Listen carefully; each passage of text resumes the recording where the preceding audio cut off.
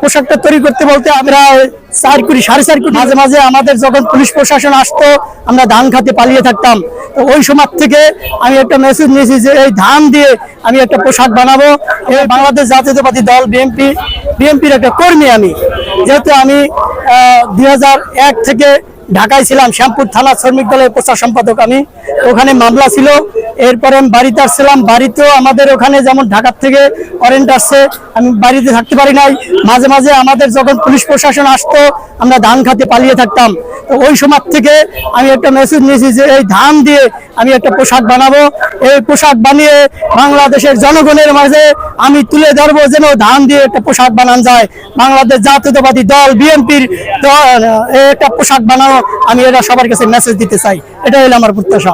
যেহেতু আমরা নির্যাতিত, আমাদের অনেক ভালো লাগছে, অনেক ভালো লাগছে। এটা প্রায় 4 কোটি 4.5 কোটি লোকে আমাকে এটা দিছে।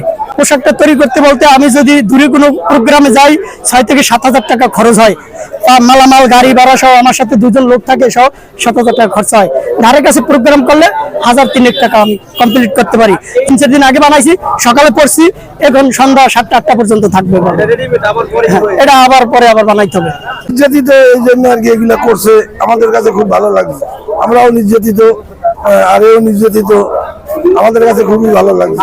আমাদের এই সম্মেলন আমরা 16-17 বছর পরে আমরা আসতে পারছি এবং আমরা করতে পারছি স্বাধীনভাবে।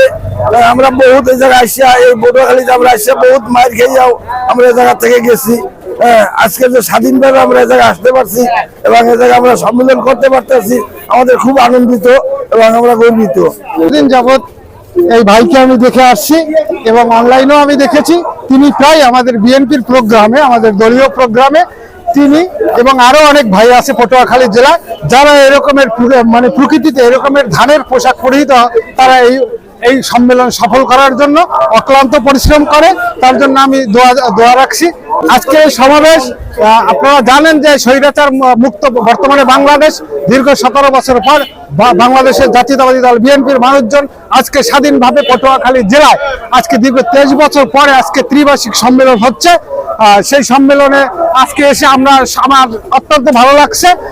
আমি এখন পর্যন্ত ভোট দিতে পারিনি, কারণ আমার যে বয়স তাতে এখন পর্যন্ত আমি স্বাধীনভাবে ভোট দিতে পারিনি।